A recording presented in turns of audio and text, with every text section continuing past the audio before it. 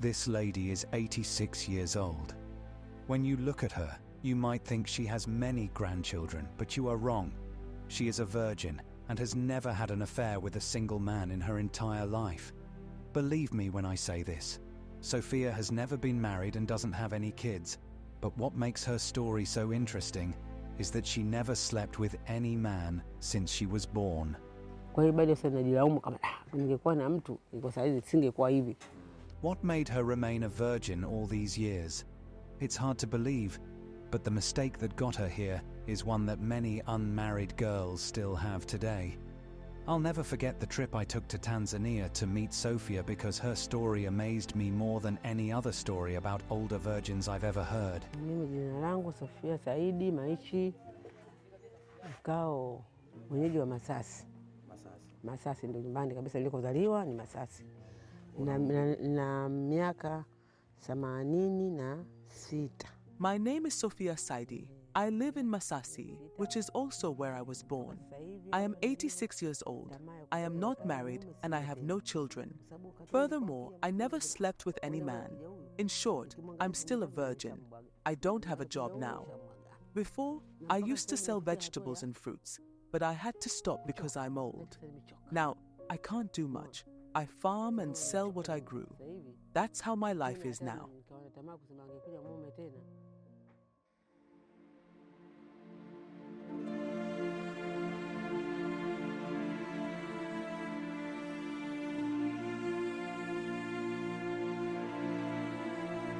When she was a young girl, she grew up like most people. However, she was different because she did not spend much time with others, especially those who were not the same gender as her. This was not common compared to other girls. Instead, she was very interested in being wealthy. She liked money and nice things a lot. Because of this, no men would talk to her. I didn't like making friends or getting close to men. Often guys would come up to me and say they loved me, but I was always busy with many things. Also, whenever a guy approached me, I would first look at him and try to figure out if he had a good future ahead. I would look at the man and think about whether, if I started a relationship with him, we would become rich or stay poor. At that time, I thought I was being really smart by thinking this way, but now I can see the results of those choices.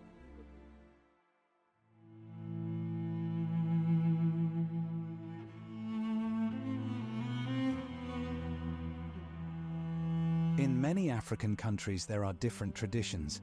In some of these traditions, families help their children find husbands or wives. This was also true for Sofia's family. However, she felt differently about this. She had her own special feelings and thoughts. Because of these feelings, she did not want her parents to choose a husband for her. She wanted to make her own choices. When I was younger, in our family, we had a rule where you marry a man chosen by your parents.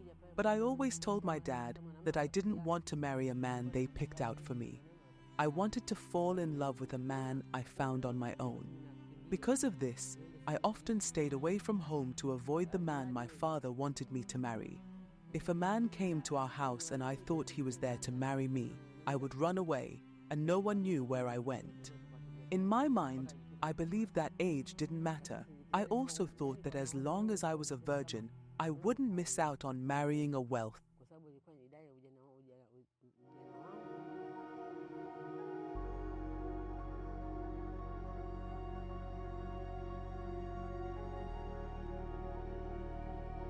While she was avoiding marriage, time was passing and she was getting older.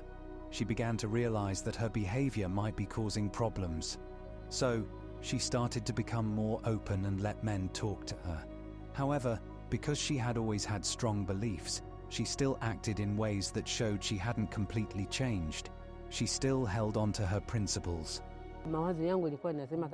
I reached a point where I noticed that no guys were talking to me, and I realized there was a problem. So, I began to accept their feelings, but I still had one issue.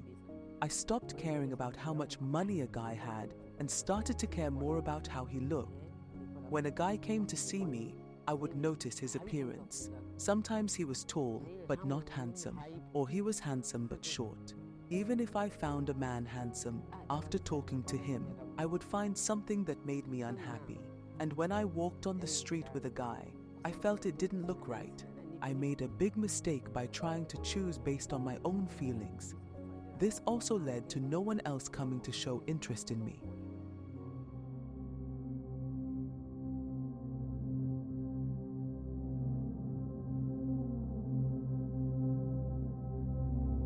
After acting this way for a long time, she only gave one guy a chance. She says this experience made her think she should be more careful in choosing a partner. She believed that being picky was a smart way to avoid mistakes. But actually, this behavior was setting her up for regret in her later years. She thought she was being wise, but she was actually making decisions she might be sad about in the future.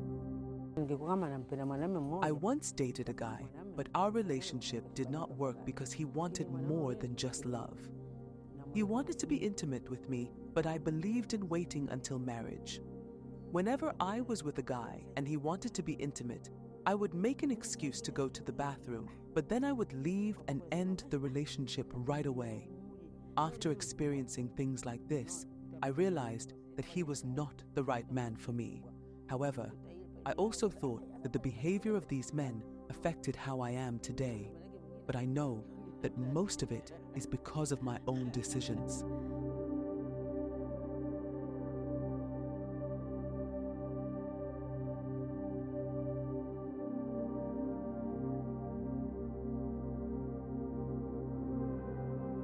After all these experiences, she realized that for many years, not even one man talked to her much anymore. She started facing many negative outcomes because of her past actions. She ended up living with regret, wishing for the relationships and opportunities she had turned down for so long. By then, it was too late to change what had happened. She felt sad about the choices she made in the past and missed the chances she had once rejected. Now, I blame myself for everything that happened. I realize nobody else is responsible.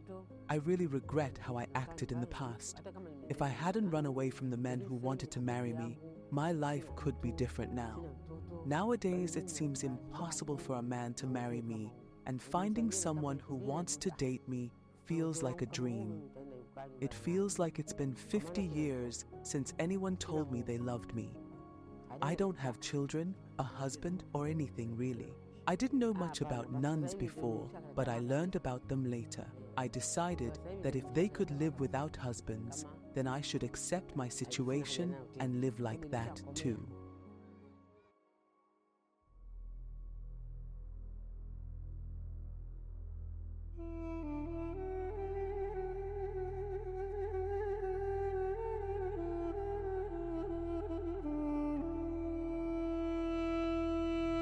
The effect on her life is very big. Now, she finds it hard to be around other people. This difficulty comes from the things people say and the way they act towards her. This has made social situations challenging and uncomfortable for her. Majirani wengine walikuwa wanazungumzia kama wengine wakiniona naona huyu wenda anatembea na mume. The people living near me began to question why they hadn't seen me with a man yet. Some of them told me to just ignore the gossip and let people say whatever they wanted, but they all started treating me badly. I couldn't get support from my family or anyone else. My family had concluded that I would never get married, so they distanced themselves from me. I was left with no one to talk to, and they were all shocked by how things turned out. At that stage, they had nothing else to say except to blame me for everything that had happened. They thought that I was the reason for my own situation.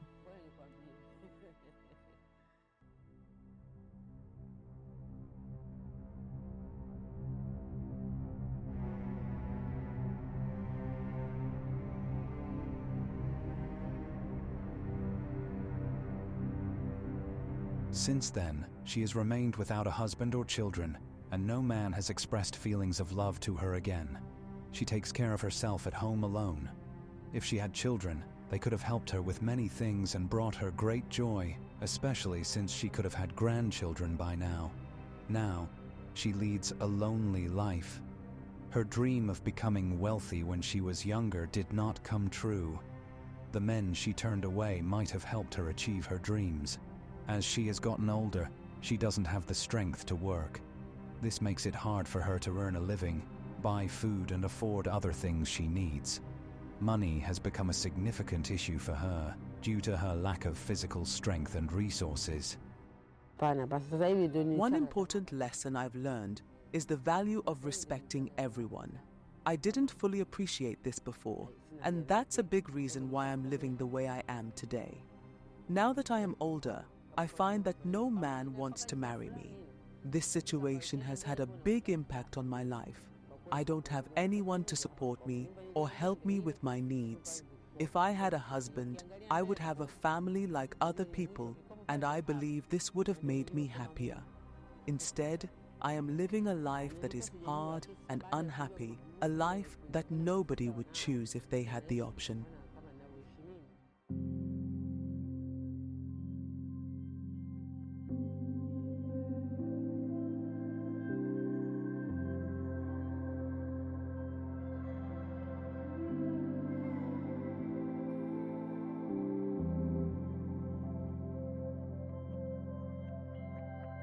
Lots of people in the world regret things they didn't do well, but it's a big problem that some people keep making the same mistakes as those who already regret their choices. However, there's a good side to this. We can learn from these people who have regrets. They can teach us valuable lessons and give us advice. This advice can help us change how we act and think in positive ways. Kitu kikubwa kwa maisha sasa hivi. To my grandchildren out there, I want to share some advice, especially with the girls, because they might act in ways that could lead to a life like mine. Remember, you don't have to say yes to everyone who comes into your life, but it's important to treat everyone with respect. You might meet a man who loves you but isn't rich. Being with someone isn't all about their wealth. You can build a life together. Love is worth more than money. It's the foundation for a strong relationship. I was too scared and too proud in my life, and it led me to a place I'm not happy with today. My time for changes are over, but I hope you can learn from my mistakes and make better choices.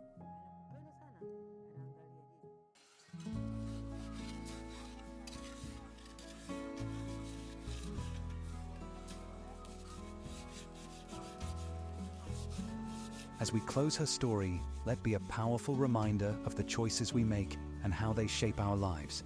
Remember, value love, treat others with kindness, and don't let fear or pride guide your life. Thank you for watching. I am Simon Greenwood, and this is Afrimax English. Do not forget to subscribe.